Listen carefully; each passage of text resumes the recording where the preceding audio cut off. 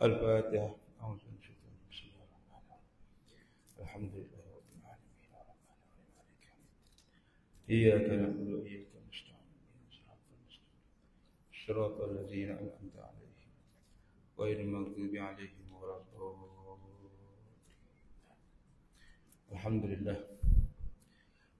لله الذي هدانا لهذا وما كنا لنهتدي هدانا الله. الحمد لله الذي خلق السماوات والأرض والنور ثم الذين كفروا بربهم يعدلون والذي خلقكم من طين ثم قضى أجلا وأجل مسمى عنده ثم أنتم تمترون وهو الله في السماوات وفي الأرض يعلم سركم وجهركم ويعلم ما تكسبون وما تأتيهم من آية من آيات ربهم إلا كانوا عنها معرضين فقد كذبوا بالحق لما جاءهم سوف يأتيهم أنباء ما كانوا به يستهزئون. اللهم صل على سيدنا محمد وعلى سيدنا محمد عدد ما علمت وزينة ما علمت ومن ما علمت. اللهم ألهمنا مراشد أمورنا وأعذنا من شرور أنفسنا ومن سيئات أعمالنا. رب اشرح لي صدري ويسر لي أمري واحلل عقدة من لساني يفقهوا قولي. أما بعد. Alhamdulillah yang dihormati Tuan Fungsi, Tuan Imam, Tuan Bilal, tuan-tuan, ibu-ibu, ayah, anak-anak muslimin dan muslimat yang dikasihi oleh Allah Ta'ala sekalian, syukur kepada Allah Ta'ala yang mana malam yang berbahagia ini Allah Subhanahu Wa Ta'ala memberi kita ruang dan peluang sama-sama dapat datang surau semayam jemaah dan juga diizinkan Allah dilapangkan hati dan perasaan kita dapat duduk majlis ilmu. Mudah-mudahan semua dengan berkat limpah kasih Allah diampunkan dosa kita, dosa ibu ayah kita, adik ipar kita semua, disihatkan badan kita semua, jauh daripada penyakit, jauh daripada wabak, musibah, selamat dunia dan jauh daripada azab binaka Allah pada hari kiamat. Amin insya-Allah. Abu Laith Samarqand dengan sanadnya dari Atha bin Yasar radhiyallahu anhu berkata, telah bersabda Rasulullah sallallahu alaihi wasallam, "Idza marida al-'abdu ba'asallahu ilaihi malakaini faqala unzura madza yaqulu 'abdi li'awwalihi fa in huwa idza ja'uhu hamidallah rafa'a dzalika ila Allah 'azza wa jalla wa huwa a'lam fa yaqulu Allahu qawlan li'abdi in ana tawafaituhu udkhiluhul jannah wa in syafaituhu baddaltu lahu lahman khayra min lahmihi wa daman khayra min damihi wa an ukaffira anhu sayyi'atihi." Maksudnya sabda Nabi sallallahu alaihi wasallam, jika seorang sakit maka Allah mengutus kepadanya dua malaikat dan berfirman, "Lihatlah apa yang dikatakan oleh hamba-Ku kepada orang-orang yang menziarah kepadanya." Bila ada orang sakit, kita ziarah. Maka bila diziarah orang, lalu mengucapkan Alhamdulillah. Orang yang sakit tu, bila kita datang ziarah, dia kata Alhamdulillah, terima kasih datang. Alhamdulillah. Macam mana? Alhamdulillah macam inilah yang awak nampak. Itulah syukur, alhamdulillah. Semakin sembuh. Maka dalam hadis ni, maka disampaikan kepada Tuhan, padahal Allah itu lebih mengetahui. Lalu Allah berkata kepada dua malaikat, "Sampaikan kepada hamba-Ku, jika aku mematikannya kerana penyakit itu, pasti aku masukkan dia ke dalam syurga." Allah. Ini orang beriman. Betul kan? Siapa-siapa pun orang Islam yang bila dia meninggal, kita semua bersangka baik dia ni ahli syurga. Kecuali kalau dia tu sembah berhala lah, lain lah. Benda-benda syirik yang jelas, nyata, besar. Itu kita serah pada Allah Ta'ala. Tapi kita semua orang Islam, mungkin ada selisih sedikit pendapat. Tapi sebelum mati diberi Allah Ta'ala penyakit. Dengan penyakit tu Allah hapuskan dosa dia, masuk dalam syurga Allah Ta'ala. Dan kata Nabi SAW, Dan hadis ni Allah mengatakan, dan jika aku sembuhkan, aku ganti dengan daging yang lebih baik dari dagingnya. Allah ganti daging yang lebih baik.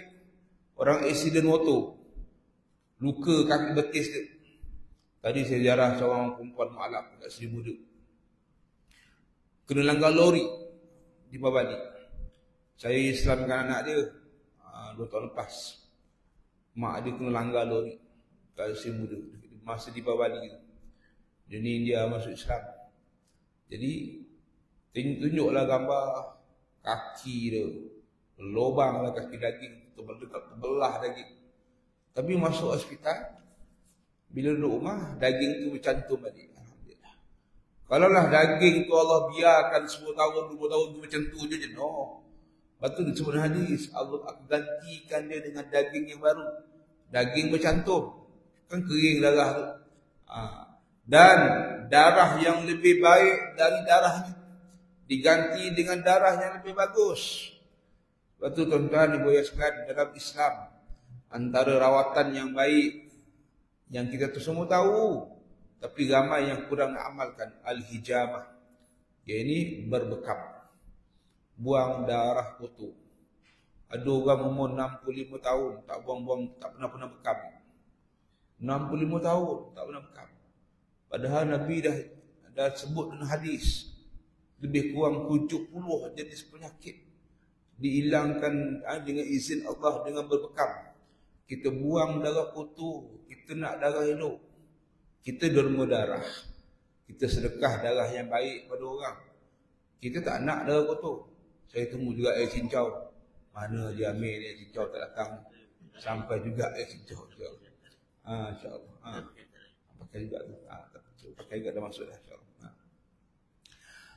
Mana tadi? Cincau pula. Termasuk air cincau, lupa dah aku nak cakap tadi. Ni berbekam. Jadi berbekam ni antara digalakkan oleh Islam. Buang darah kotor. Dan kata Nabi SAW, dan aku jadikan penyakit itu sebagai penebus dosa-dosanya. Haji Amir, ini fadilat penyakit dan ziarah orang sakit. Kita tembuk sikit. Sebab ni banyak orang yang batuk-batuk ni, kita ziarah orang sakit. Telah berkata Imam Ghazali dengan sanadnya, Sa'id bin Wahab berkata, saya bersama Salman Al-Farisi. Salman Al-Farisi ni sahabat, antara sahabat yang hebat. Setiap tahun 2 kali kita takbir raya sebut jasa dia.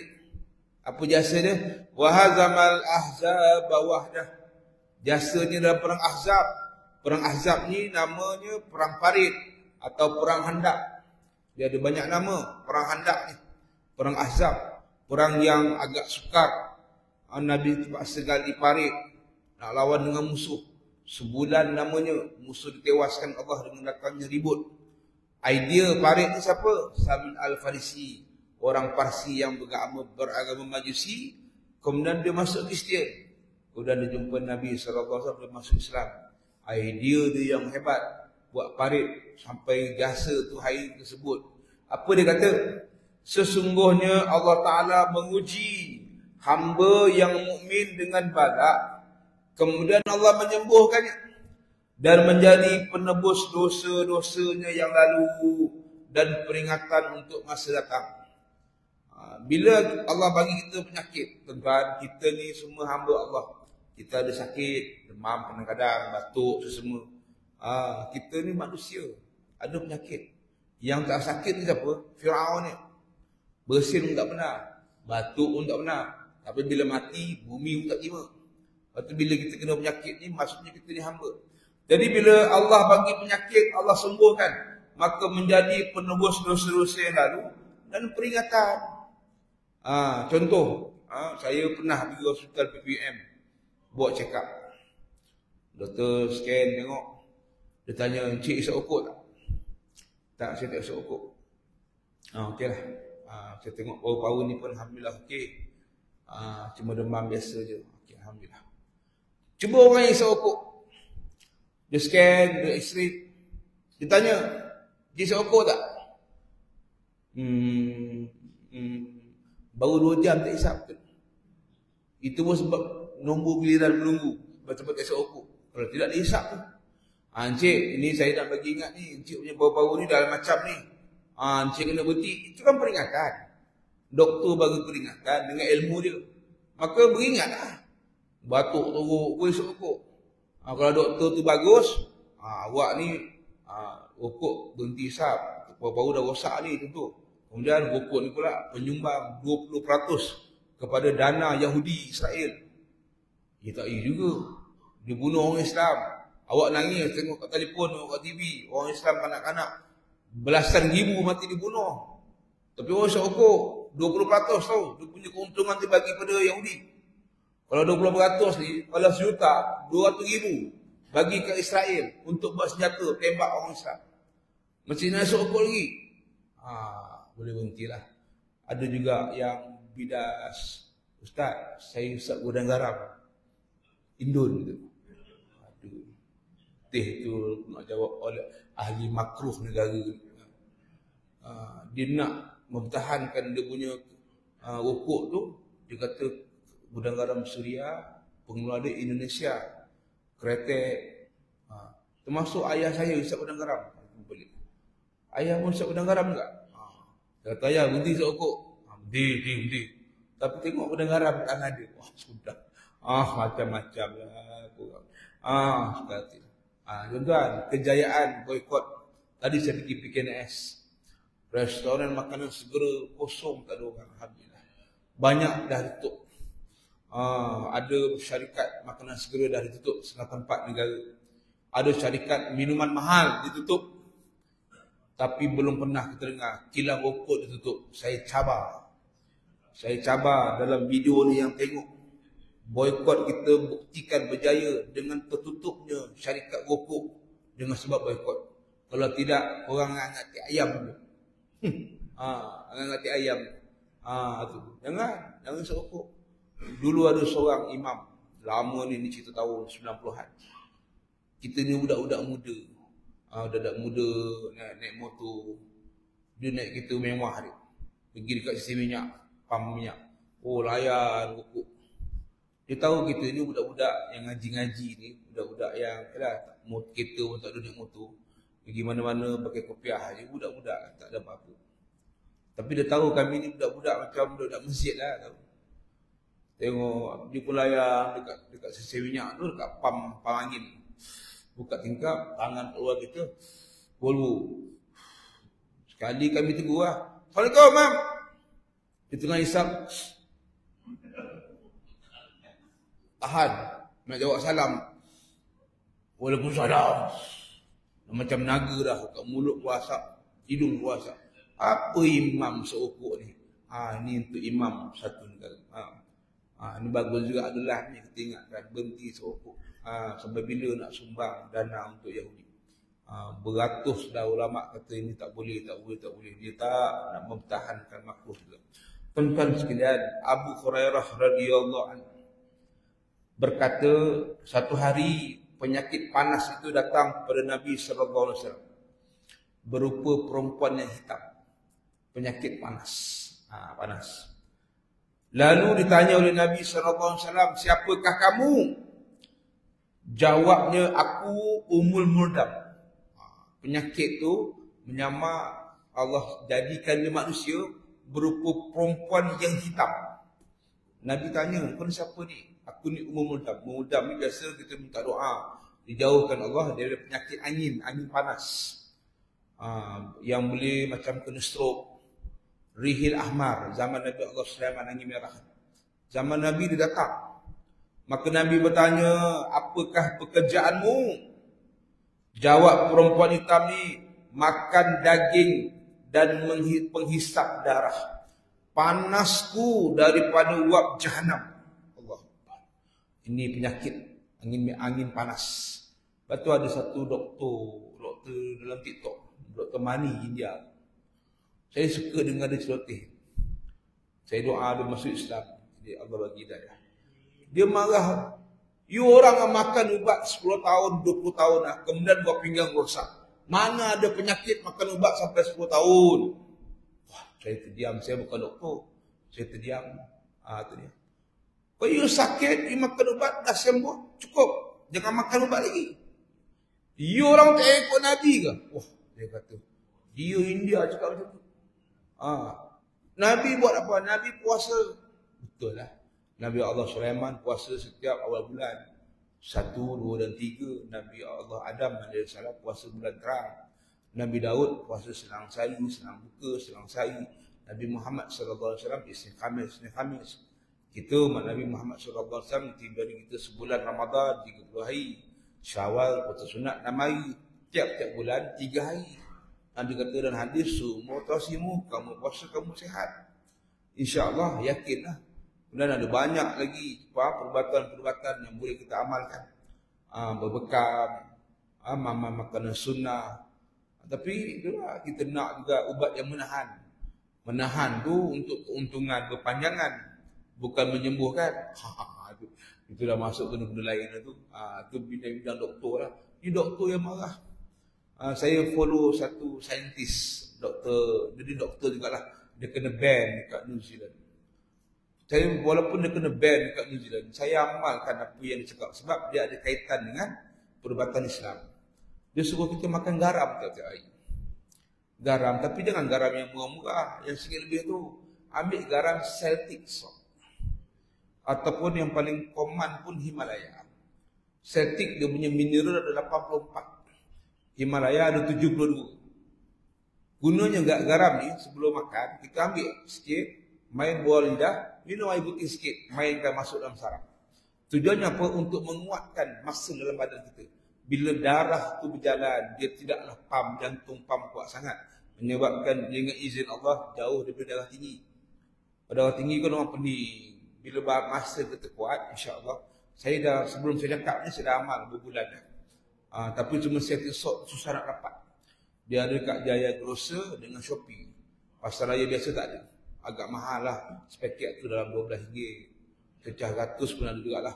Kalau garam yang murah-murah ni RM1, RM2 ni macam-macam lah campur dia. Ni kita kena amalkan. Garam. Bagus. Dia menguatkan sistem dalam badan kita. Di magnesium tu dia menjadi asbab faktor sains yang menguatkan, menyebabkan kita ni Allah jaga penyakit. Lepas tu penyakit ni minta izin dengan Nabi SAW untuk menjala dalam Madinah. Maka beberapa orang sahabat terkena penyakit ni, angin panas ni, minta doa Nabi SAW. Maka Rasulullah mendoakan sehingga mereka sihat kembali. Jadi penyakit angin panas ni, ada seorang askar, Major Fitri, tuan-tuan lebih tahulah. Dia kata pagi-pagi jangan terus mandi bershower daripada atas. Mandi ni siram daripada tapak kaki kanan dan kiri dengan selawat. Lutut kanan kiri dengan selawat. Pinggang kanan kiri dengan selawat. Bahu kanan kiri siram air dengan selawat. Muka basuh dengan selawat. Itu seri muka kata dia. Amalan seri muka kodam. Kepala siram air itu dengan selawat. InsyaAllah angin keluar daripada badan. Barulah nak buka shower tu dan seeloknya mandi sejuk. Jangan mandi air panas. Ni kata dia. Ada satu lagi penyakit akhir zaman berkaitan dengan angin. Stres. Stres ni penyakit akhir zaman lah, stres. Dulu orang tak stres. Dulu orang kerja sawah padi, tengah hari balik, petang minum petang, menghadap bendang, malam pergi surau masjid. Sekarang orang kerja pagi sampai malam. Kadang-kadang tu stres. Stres. Saya bulan lepas dengan orang rumah saya ziarah seorang kakak bersama cerita dekat kawasan Puchong lah. Maghrib ni di kategori awal juga. Walau dulu bulan lepas maghrib lagi awal 6.58. Saya keluar rumah awal, kadang-kadang jam sampai ngam-ngam maghrib. Kalau tak jam terawal pula setengah jam. Jadi ziarah kakak ni kenal lama dah dengan saya dah. Dia kata Yazid, kakak ni stres pula dah. Kakak ni umur 60 lebih dah tak ada suami. Kemudian dia ni bekas pesakit kanser yang nak sembuh. Cuma doktor pesan, puan jangan stres. Kalau stres boleh kena kanser balik. Baik. Saya kat rumah saya. Kakak stres apa? Dia pencin-pencin di rumah, relax. Stres Yazid, kena jaga cucu. Pula. Cucu 2 orang. Yelah, dia tak apa sihat. Kena jaga cucu. Ada orang suka jaga cucu tu hak dia. Ni kakak ni dia nak masa dia. Dia nak pergi kuliah muslimat dekat Subanjaya tu. Kemudian lepas kuliah ada me time, nak minum kopi ke kawan-kawan, nak borak. Tak, kuliah aja balik. Lepas kerja nak ambil tu taskar lah, nak ambil sekolah lah, nak siapkan, nak mandi kan. Gosok baju, cucu sekolah. Tak apalah Yazid macam mana tu anak darah daging akak. Saya kata akak cakap lah dengan anak menantu, cakap lah. Tak boleh Yazid, kalau cakap dengan anak menantu ni mengajuk. Kemudian Sabtu Ahad anak menantu ni tengok mak dia jaga anak dia bagus. Sabtu Ahad anak menantu ni pergi meniaga masa tani. Saja nak cek pengalaman meniaga. Hantarlah mak anak dekat mak dia. Mak dia cakap apalah, tak ada minat. Lepas tu cakap. Piramli pun buat filem Ahmad Disbu.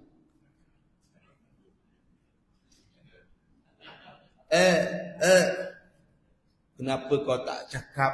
Lul, aku cekik kau.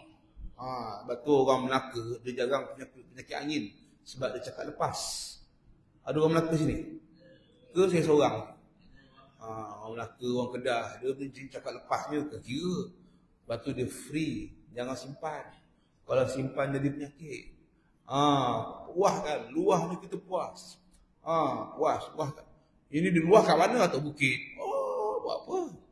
Cerita kepada orang yang tepat. Mak tak nak jaga, mak nak rehat. Cakaplah.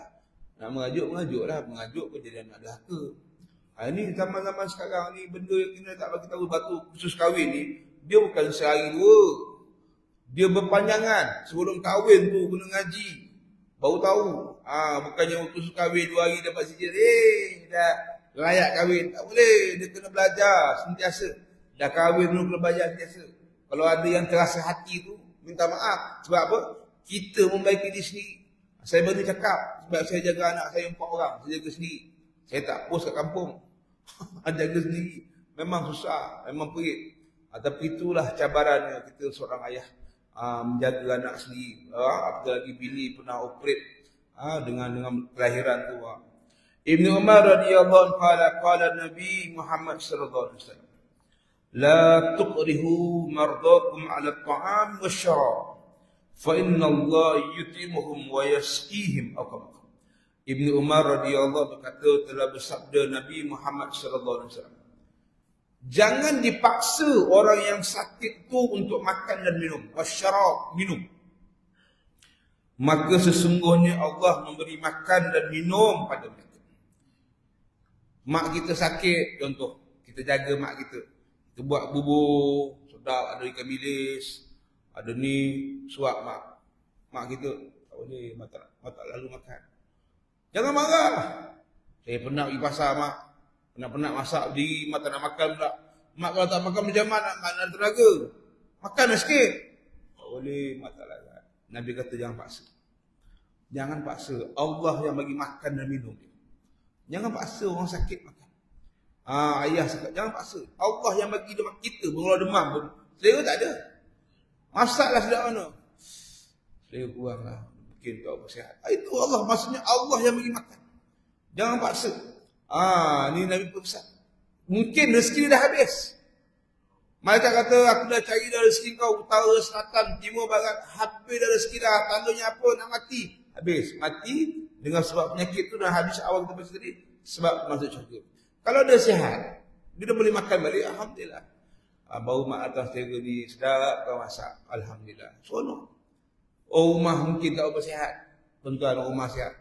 Kita beli nasi kandar. Kari campur. Papadem ada sikit. Suap rumah.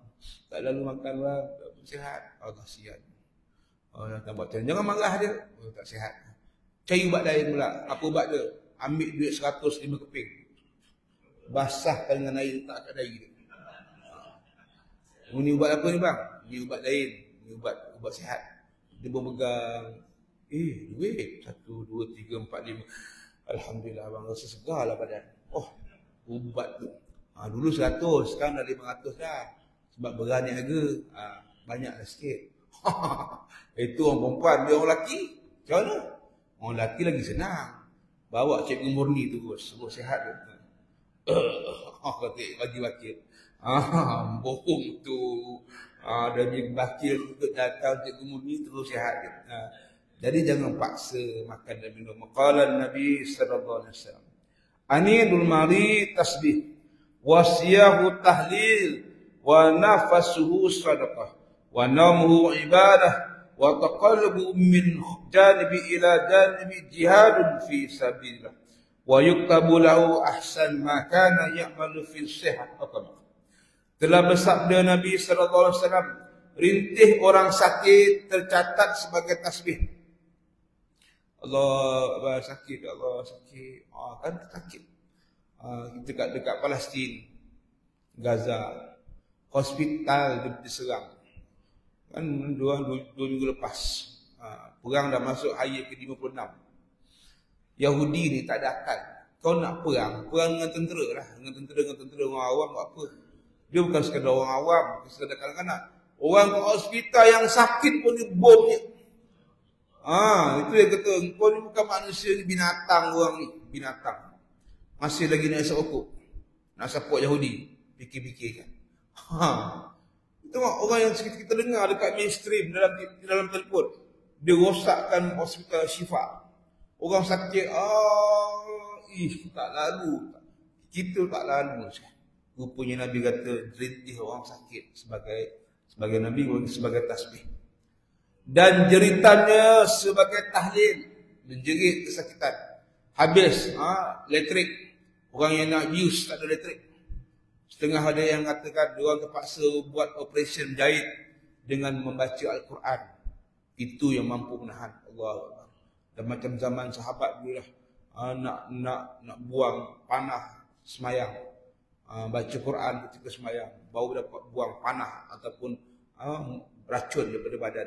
Ini sahabat, ini berlaku di Gaza. Lepas tu beruncan Allah bagi kemenangan pada Gaza. Allah bagi dah kemenangan dah, cuma mereka tak nyatakan kekalahan mereka. Kalah teruk dah Yahudi, kalah teruk. Kalah yang tak terhitung, yang tak pernah fikir kalah. Ini kehebatan orang Islam Gaza yang kita kena ambil contoh semangat. Dan kata Nabi sallallahu alaihi wasallam, napas orang sakit sebagai sedekah. Dia ambil oksigen tu. Itu sedekah dia sakit. Pakai kubeter tu kan. Itu sedekah. Tidur orang sakit bagai ibadah. Orang demam tidur. MC tidur dekat rumah. Itu dianggap ibadah sebagai ibadah. Tidur dalam majlis ilmu pun ibadah juga. Masa kuliah dia tidur, masalah je lepas kuliah tegak mata dia. Dia ngopi, terang mata orang masa lepas kuliah. Masa kuliah tidur. Itu Allah bagi kelebihan. Dan berbalik-balik dalam tidur, kata Nabi, itu bagaikan jihad fi sabilillah. Kita tidur kan, kejap gigi kanan, demam, ngiring ke gigi. Itu dianggap sebagai jihad fi sabilillah. Saya pernah kena demam urat. Saya rasa demam urat ni demam antara yang paling pada saya lah, sakit. Jadi asbab pernah sekali bawa anak-anak dululah, masa anak-anak kecil pergi Eva Mosa kat Melaka. Kita ni bukannya first time pergi Taman Tema. Anak budak-budak, kita naik dekat Vu Vela yang besar, yang turun pakai boya gini. Jadi anak-anak, dia orang budak, dia orang tak pegang tu. Dia letak tangan ke boya tu. Saya bagi bapak, pegang lah. Bila turun macam ni, anak-anak melambung. Risau saya, takut kalau dia melambung kat tempat air, tak apa. Melambung kat luar, tinggi tu. Terpaksa saya tahu kaki saya atas peha orang semua. 3 orang, 4 orang. Tahu atas peha orang supaya orang tak melambung. Jadi bila tahu dalam keadaan boya tu macam ni, kita letak kaki atas peha orang, kita punya tenaga kita dah pakai lebih dari 100% lah. Bila turun, saya terbaring dalam boya. Diorang main air, saya terbaring. Balik demam 2 hari. Demam urat 2 hari. Teruk dia demam. Saya kata, ya Allah, tidur tak selesa, kanan lah, ke kiri lah, berpeluh-peluh. Ambil minyak zaitun, lumur tu badan. 2 hari, baru Allah sembuhkan. Kita rasa masuk sakit. Rupanya dalam hadis, tidur orang sakit ni bagi jihad fi sabilillah. Dan kata Nabi sallallahu alaihi wasallam, dicatatkan untuknya sebaik-baik amal yang biasa dilakukan di masa sihat. Jadi kalau masa sihat, tuan-tuan diberikan rajin ke surau ke masjid, Allah tetap tulis pahala pencen untuk orang yang istiqamah. Dia datang, dia tak datang, tepat dia pahala kat. Sebab apa? Dah tahu dah ini haji ni tak ada ni mesti. Dia tak sihat ni. Tapi di sisi Allah ada pahala. Sebab tu kena istiqamah. Tuan-tuan sekalian, qala Nabi Muhammad sallallahu alaihi wasallam, salasatun min kunuzil birr, kitmanul marad, wa kitmanus sadaqah, wa kitmanul musibah, atau kama. Telah bersabda Nabi Muhammad sallallahu alaihi wasallam, 3 perkara termasuk dalam perbendaraan taat. Yang pertama, kata Nabi sallallahu alaihi wasallam, menyembunyikan penyakit. Kita memang belajar malam ni tajuk penyakit dan ziarah orang sakit.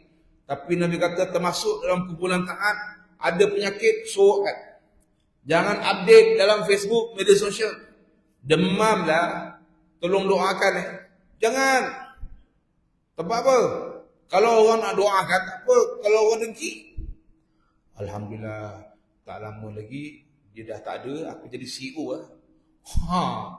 Lepas tu jangan tunjuk kita dah sakit. Juru cakap Hamas tu, apa? Abu Ubaidah. Suara dia maintainnya dah 50 hari perang. Kita tahu apa kesakitan dia. Muka bertutup kan. Itu dia punya strategi. Dia tak nak tunjuk muka, dia nak tetap nampak kuat. Supaya pengikut rakyat Palestin, Gaza semua jadi kuat. Kesakitan dia siapa yang tahu? Allah tahu. Lepas tu jangan tunjukkan kalau sakit, jangan tunjukkan sakit. Kalau orang tanya, lama tak nampak dia suruh, tak apa, sihat lah. Allah Akbar. Saya doakan awak sihat. Itu ikhlas. Lepas tu sakit, jangan cerita kau. Dia diam je lah. Kalau orang tanya, kenapa sebenarnya duduk ni? Oh macam ni contoh sakit. Okey, tak ada masalah. Dia bertanya, tak ada masalah. Ada doakan yang baik. Jangan cerita ke orang. Ini satu benda rahsia. Apa pun kelemahan kita, jangan cerita ke orang. Ini update kat Facebook, demam. Orang yang musuhi dia, padan muka. Semalam beria makan durian 3 biji. Haram. Tak tunjuk aku dalam WhatsApp, tunjuk dalam grup. Dah lah semalam isyak sebelah aku, setiap sendawa. Aku dapat bau je. Haram tak pelawa durian tu. Takut dia dengki doang kan. Tak boleh. Maka penyakit ni suruh kan.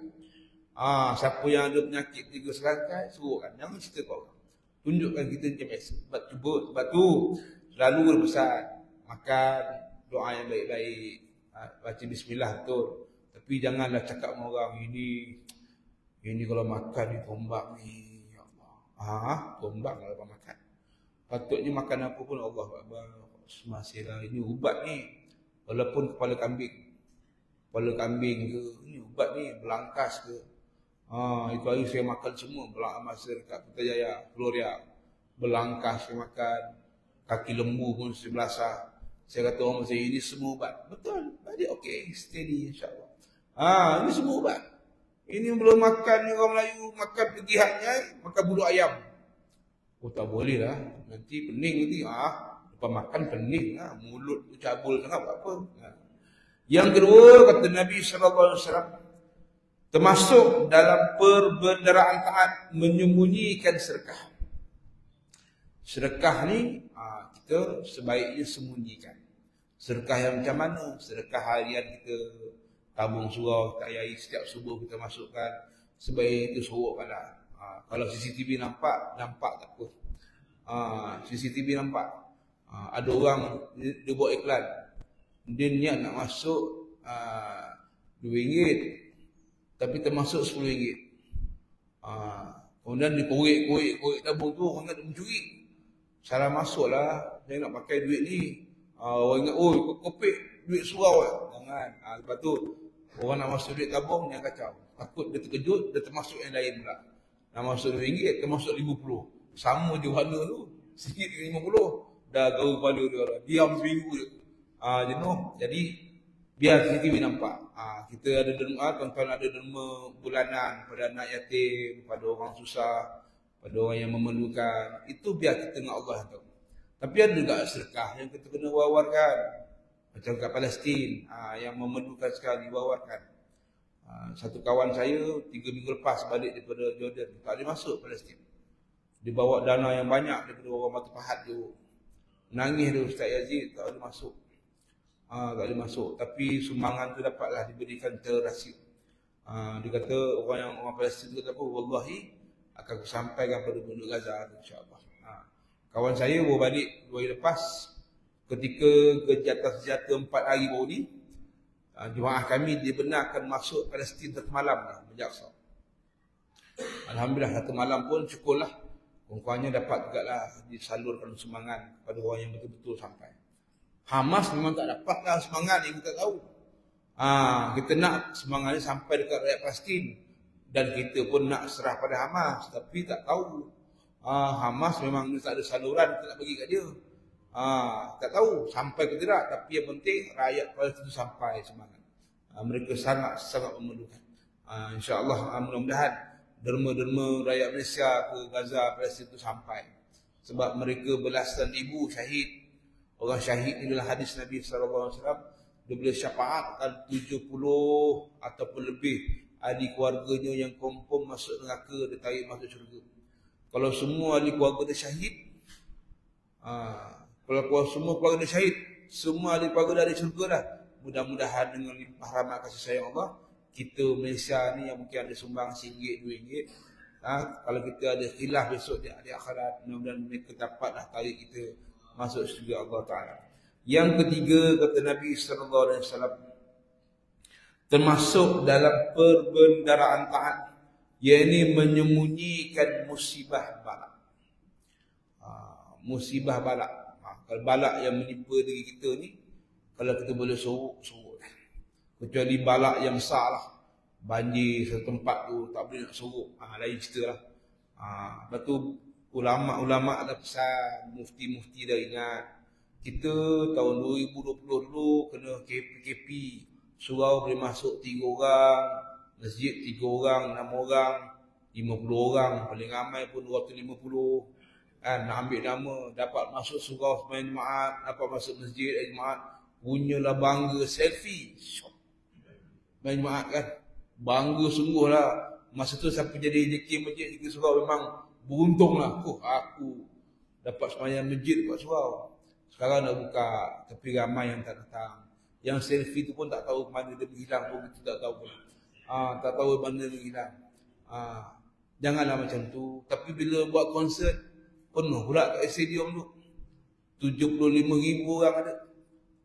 Tiket paling murah 200 lebih. Paling mahal RM3,000, RM8. Penuh. Saya kat ngajar kat Puchong tu, kerja kat Bukit Jalil. Ustaz, pukul 5 pagi dia tunggu Ustaz. Bilal belum nak azan lagi, dia dah tunggu beli tiket. Kita berhenti jap untuk azan insya-Allah.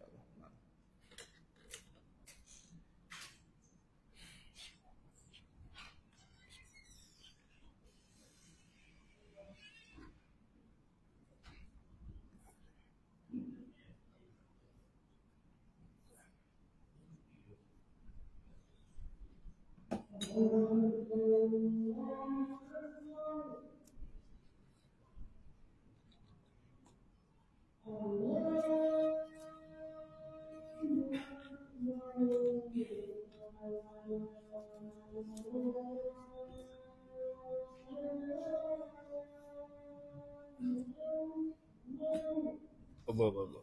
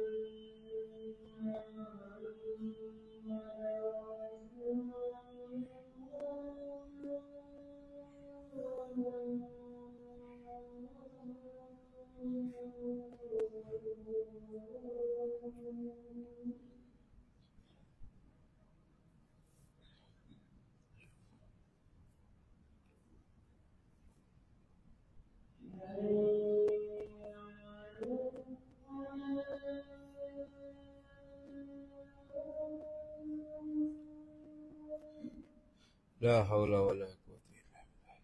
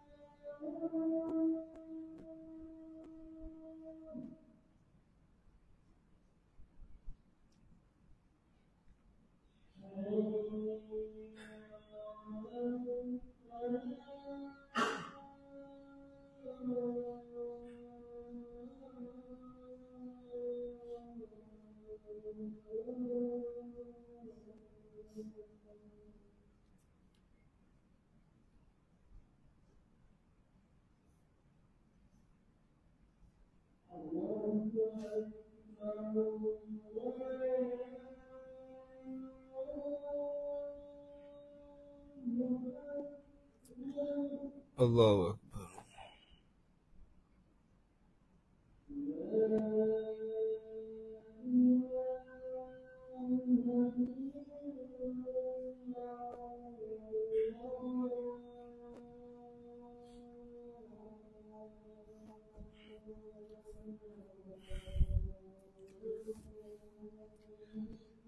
لا إله إلا الله اللهم رب هذه الدعوة التامة والصلاة والسلام سيدنا محمد وعلى آله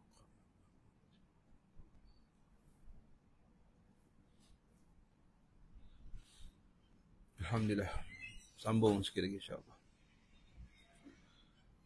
Ya, ini menyembunyikan musibah bala. Satu ketika daripada Nafi' bin Umar radhiyallahu anhu, ada seseorang datang berjumpa dengan Nabi sallallahu alaihi wasallam. Ya Rasulullah sallallahu alaihi wasallam. Dia datang tu mengadu tentang musibah kekurangan rezeki dia. Rezeki kalau kurang tu pun satu musibah juga tu. Lepas tu ulama-ulama selalu minta kita minta Allah Taala minta mudah rezeki betul. Bila kurang rezeki ni macam-macam musibah boleh melanda. Bercerai pun boleh. Banyak orang bercerai apa sebab faktor kewangan kan banyak. Banyak orang bercerai kegagalan menguruskan faktor kewangan.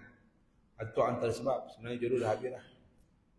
Sebab tu orang Islam dia kena berusaha. 26,000 graduan yang ada sijil tak ada kerja. Dia nak kerja dengan sijil dia ada. Takkan dia nak kerja belajar penat-penat, dia tak nak kerja saja, tak salah. Itu hak dia. Tapi orang luar datang negara kita kaya raya. Bangla datang negara kita Malaysia, duit yang jalan kaki tepi jalan ni dalam badan beribu duit. Yang Teluk Menegun Haji Azhar, saya pernah cerita kan, Toki lembu. Teluk Menegun. Masa raya haji, Bangla datang nak beli lembu 10 ekor ke 12 ekor. Haji tu tegur lah, banyak duit juga beli lembu korban banyak. Saya jual ikan keli. Oh, you jual ikan keli ya? Saya pun mau beli ikan keli lah. Bagi saya 10 kilo. Saya tak main kilo, saya main tan kata. Wow, Bangla cakap macam tu. Kemana pula? Rupanya dia ada siasat. Dia kahwin dengan perempuan tempatan di Kuala Selangor. Ada tanah pula. Terus buat kolam ikan keli. Rezeki dia lah. Kalau berjaya, jutawan. Kalau belum berjaya, makan sendiri lah ikan keli. Tapi dah nama makanan. Confirm berjaya. Ikan apa, untung. Benda-benda makan, untung. Kaya lah. Itu rezeki dia lah. Lepas tu kerja banyak. Cuma kita je lah nak kerja base apa yang kita ada terjaga. Jadi kita doa lah yang 26,000 graduan yang baru dikuasa khabar tak ada kerja. Kalau boleh sementara belum dapat kerja sini, buatlah apa kerja pun jangan malu lah. Apa pun buatlah kerja asalkan kita dapat rezeki halal.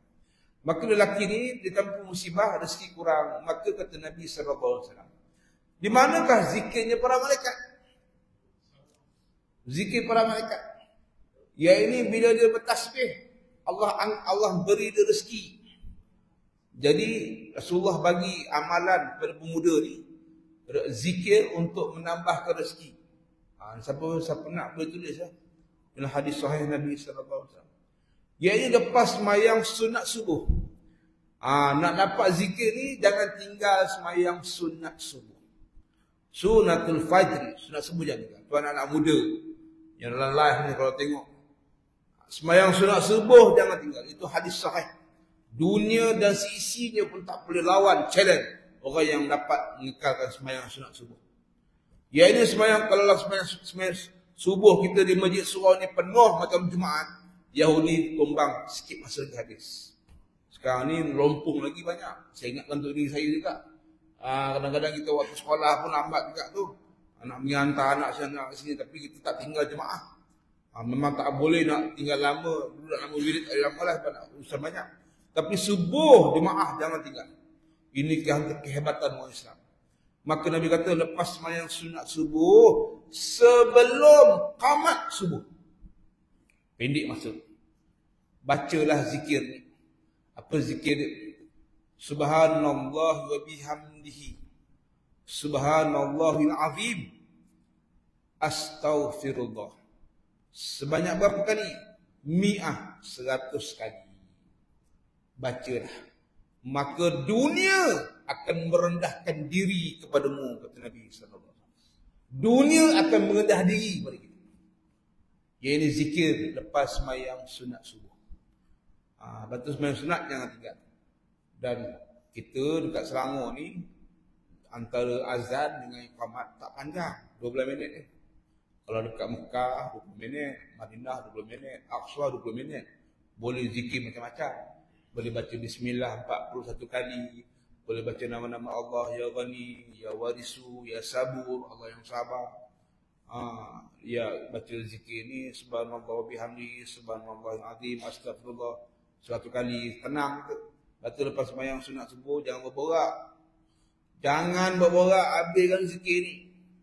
Jangan buka telefon, nak baca WhatsApp. Apa WhatsApp masuk ni?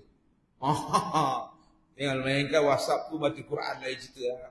Batu lepas main subuh, tolonglah jangan borak. Itu masa pendek kita nak berzikir kepada Allah.